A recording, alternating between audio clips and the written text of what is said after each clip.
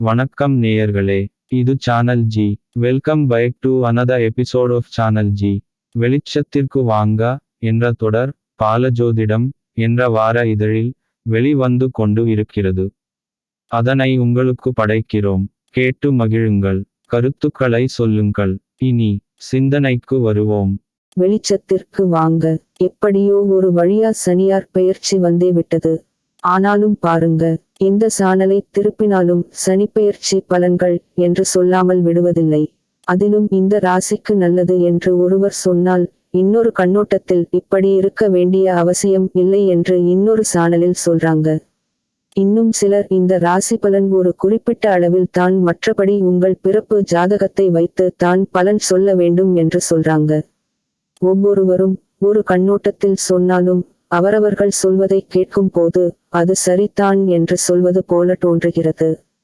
ஆனாலும் நமக்குன்னு ஒரு கஷ்டம் வந்து விட்டால் அந்த வருத்தமும் சோகமும் பொறுத்து கொள்ள முடிவதில்லை. என்னதான் ஆறுதல் சொன்னாலும், எவ்வளவு தான் சமாதானம் சொன்னாலும், நமக்குன்னு என்ன இருக்குதோ அது நடந்தே தீரும் என்பதை பட்டு உணர்ந்த பிறகு, சுமைகளை சுமந்து பிறகு தான் தெரிந்து கொள்ள முடிகிறது. முட்கிரீடம் சுமந்து சிலுவையில் மரித்த இயேசு நாதரானாலும் சரி, 7 ஆண்டுகள் வனவாசம் சென்ற இராமனானாலும் சரி என்று நிறைய கதைகள் சொல்லலாம். நடப்பதுதானே நடக்கும் என்பதை கொஞ்சம் இடைவெளி விட்டு சொல்லி பாருங்கள். நடப்பது தானே நடக்கும், மற்றது உங்களுக்கே புரியும். இந்த சனியார் பெயர்ச்சியும் மற்ற கிரக பெயர்ச்சிகளும் இந்துக்களுக்கு மட்டும் தானா, மற்ற மதத்தினர்களுக்கு இல்லையா என்ற சந்தேகமும், இந்து மதத்தில் மட்டும் தான் அது இது என பரிகாரம் சொல்றாங்களே, மற்ற மதத்தினர்களுக்கு இது போல எதுவுமே இல்லையா? இந்த கிரகங்கள் எல்லாம் இந்துக்களை மட்டும் தான் பாதிக்குமா என்று சிலருக்கு சந்தேகம் வரலாம். அவர்களுக்கு பதில் சொல்லும் விதமாக தான் இந்த வாரப்பதிவு. காலையில் உதிக்கும் சூரியன் மாலையில் மறைவது என்பது எல்லா மதத்தினருக்கும் ஒன்று தான். அவரவர்கள் இருப்பிடத்தை ஒட்டி உதிக்கின்ற அல்லது மறைகின்ற நேரம் மாறலாமே தவிர உதிப்பதும் பின் மறைவதும் இயல்பானதே, அதில் மாற்றம் இல்லை, மத வேறுபாடும் இல்லை. எந்த மதத்தினராக இருந்தாலும் அன்பு ஒன்று தான் பிரதானம் என்ற அடிப்படையை புரிந்து கொள்ளுங்கள். அன்பு வேண்டாம் என்று சொல்லக்கூடிய மதம் ஒன்றை சொல்லுங்கள் என்று கேட்டு பாருங்கள், ஒருவரும் பதில் சொல்ல முன்வர மாட்டார்கள். அந்த நிலையில் அல்லது செயல்முறையில் தான் மாற்றம் வருமே தவிர அன்பு ஒன்றே பிரதானம் என்பதை விலங்குகளிடமிருந்து கூட கற்றுக்கொள்ள முடியும். அதுபோல தான் கிரகங்களும் அவரவர்களுக்கு இட்ட வேலைகளை அவர்கள் சரியாக செய்வார்கள்.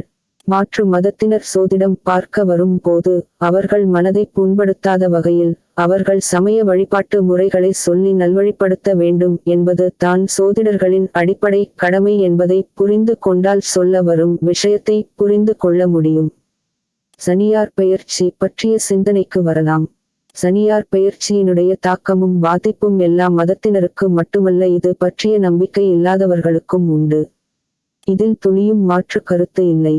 அவர்கள் பிரச்சனை வரக்கூடிய சூழலாக இருந்தால் அதை சந்திக்க தயாராக இருப்பார்கள் அல்லது ஏற்றுக்கொள்ள தயாராக இருப்பார்கள் என்று தான் சொல்ல வேண்டும்.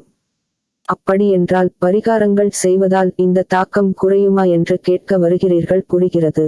பரிகாரங்கள் செய்வதும் செய்யமாட்டார்கள் என்று சொல்வதும் ஜாதகத்தில் சொல்லிட முடியும் என்றால் இந்த கேள்விக்கான பதில் உங்களுக்கே கிடைத்து இருக்கும்.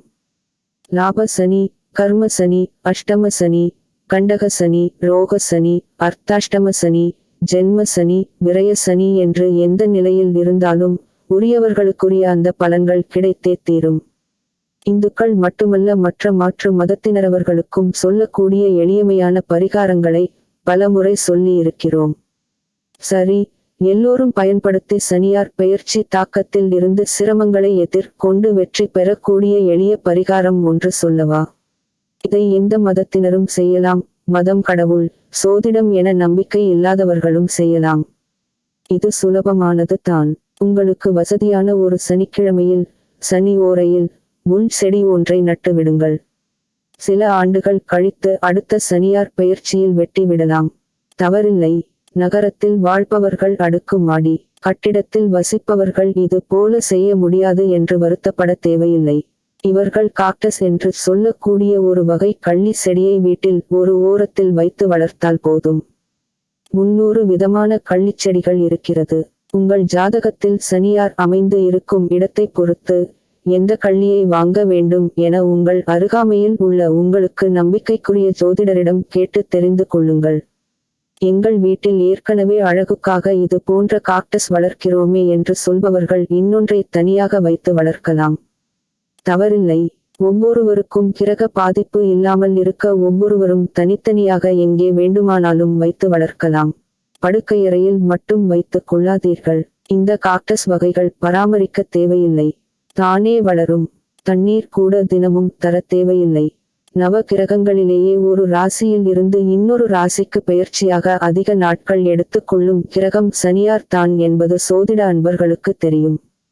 அதுபோல சுமார் 1 இன்ச் வளருவதற்கு இந்த காக்டஸ்க்கு சுமார் 1.5 வருடங்கள் ஆகும் என்றால் இது ஏன் சனிப்பெயர்ச்சிக்கு பரிகாரகமாக சொல்லப்பட்டது என்று உங்களுக்கு தெரிந்து இருக்கும். இந்த முள்ளிச் செடிக்கு முத்தி கொடுத்த வரலாறு சைவ அன்பர்களுக்கு தெரிந்து இருக்கும் என்பதால் அதை விளக்கி சொல்லவில்லை. உங்கள் ஜாதகத்தில் சனியார் இருக்கும் நிலை, இந்த சனிப்பெயர்ச்சியில் உங்களுக்கு கிடைக்கக்கூடிய பலன் இவைகளை வைத்து காக்டஸ் வகைகளை திறமையும் அனுபவமும் உள்ள சோதிடர்கள் உங்களுக்கு தேர்வு செய்து தருவார்கள். நல்ல பலன் கிடைத்தாலும் கெடுபலன் அமையும் சூழல் இருந்தாலும் எல்லோருமே வாங்கி வைக்கக்கூடிய காக்டஸ் பென்சில் காக்டஸ் தான் என்பதை புரிந்து கொண்டு விமான பயணத்தில் டர்பியூலன்ஸ் என சொல்லும் போது பெல்ட் போட்டுக் கொள்வது போல இந்த சனிப்பெயர்ச்சியை வெற்றி கொள்ளுங்கள். நல்லதே நினைப்போம், நல்லதே நடக்கும். விசு ஐயர்.